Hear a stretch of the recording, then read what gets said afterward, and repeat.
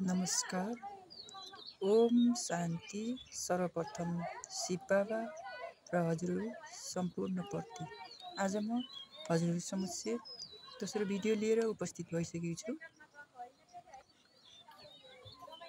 योभन्दा अघिल्लो भिडियोमा हजुरहरूलाई त्रिमूर्ति शिवको बारेमा बताइएको थियो भने आज हजुरहरूलाई शिव र शङ्करको अन्तरको बारेमा बताउन गइरहेको छु। हजुरहरूले चित्रमा हेर्नुहोला। हजुरहरूले यस चित्रमा देख्नु भएको छ यहाँ परमात्मा शिव ज्योतिबिन्दु र दोस्रो चित्रमा शङ्कर महादेव शङ्करको चित्र देख्नु भएको छ।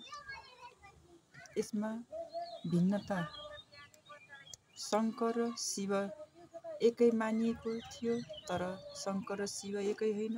शङ्कर र शिव फरक फरक भनेर परमात्मा शिवद्वारा ज्ञान दिनुभएको छ। अब त्यसलाई मैले वर्णन गर्न गइरहेको छु। यस चित्रमा शिव एक अङ्गुष्ठाकार निराकार चैतन्य ज्योतिबिन्दु हुनुहुन्छ, तर यसमा शङ्कर शरीरधारी हुनुहुन्छ। शङ्करको शरीर छ, परमात्मा शिवको शरीर छैन र अन्य भिन्नताहरू पनि बताउन गइरहेकी छु।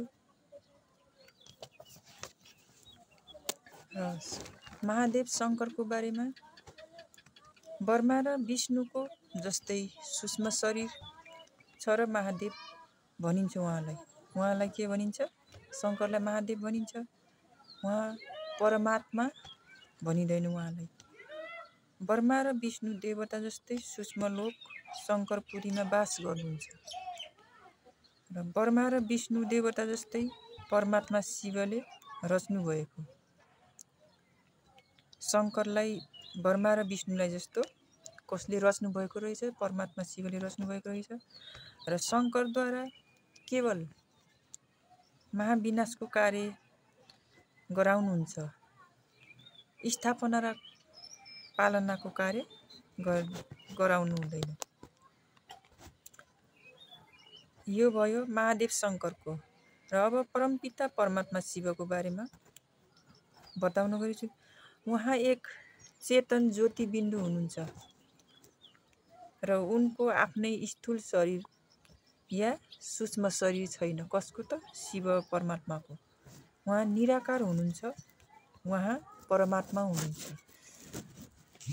उहाँ ब्रह्मालोकमा बास गर्नुहुन्छ। शिव ब्रह्मालोकमा बास गर्नुहुन्छ, जसलाई मुक्तिधाम पनि भनिन्छ। शिव ब्रह्मा विष्णु शङ्करको पनि रचयिता हुनुहुन्छ, अर्थात् त्रिमूर्ति हुनुहुन्छ। के हुनुहुन्छ त? शिव ब्रह्मा विष्णु शङ्करलाई पनि रच्नेवाला रचयिता हुनुहुन्छ। ब्रह्माद्वारा स्थापना, विष्णुद्वारा पालना र शङ्करद्वारा महाविनाश गराउनुहुन्छ र विश्वको कल्याण गर्नुहुन्छ। कसले त? शिव परमात्माले। यस चित्रमा शिवरात्रि भनेर एकदम अन्धकारमय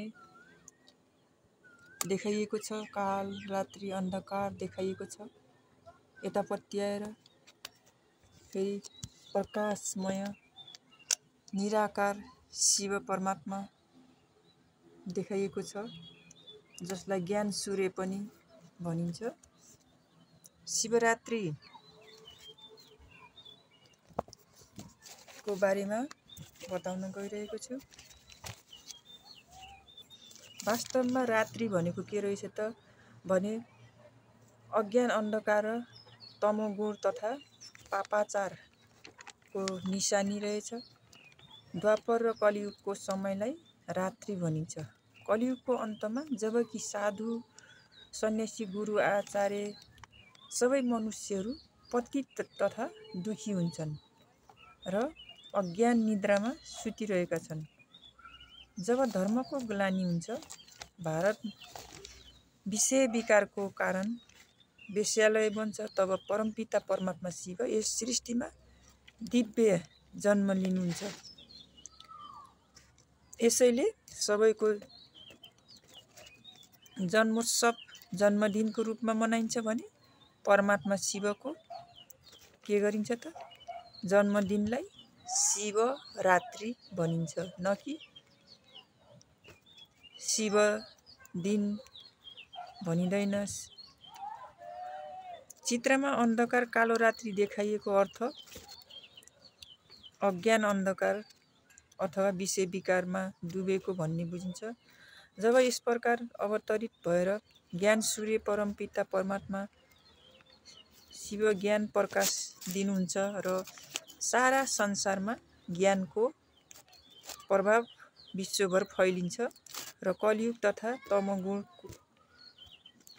तमोगुणको स्थानमा संसारमा सत्ययुगीको स्थापना हुन्छ। सारा कल्पमा परमपिता परमात्मा शिव आउनु भएपछि यस सृष्टि वेश्यालयबाट के बन्छ त बदलेर शिवालय बन्छ, जसलाई स्वर्ग भनिन्छ। र श्री लक्ष्मी र श्री नारायण अथवा दैवी राज्य सुरु हुन्छ। शिव परमात्मा आउनु भएर सारा ज्ञानहरू दिनु भएर र मानवहरूलाई अज्ञान अन्धकारबाट प्रकाशतिर ज्ञान प्रकाशतिर लैजानुहुन्छ र के गर्नुहुन्छ त सत्ययुगको स्थापना सत्ययुगी राजधानी स्थापना गराउनुहुन्छ। र हजुरहरूले यसरी आज शिव र शङ्करको अन्तर र शिवरात्रिको बारेमा सुन्नुभयो। र आजलाई म यही नै समाप्त गर्दछु। फेरि भोलि अथवा अर्को दिन अर्को भिडियो लिएर उपस्थित हुने नै छु। हजुरहरूले मसँग जोडिँदै रहनुहोला र के कस्तो लागिरहेको छ कृपया कमेन्टमा लेख्नुहोला।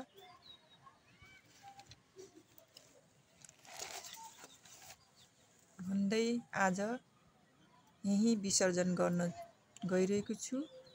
नमस्कार, ओम शान्ति।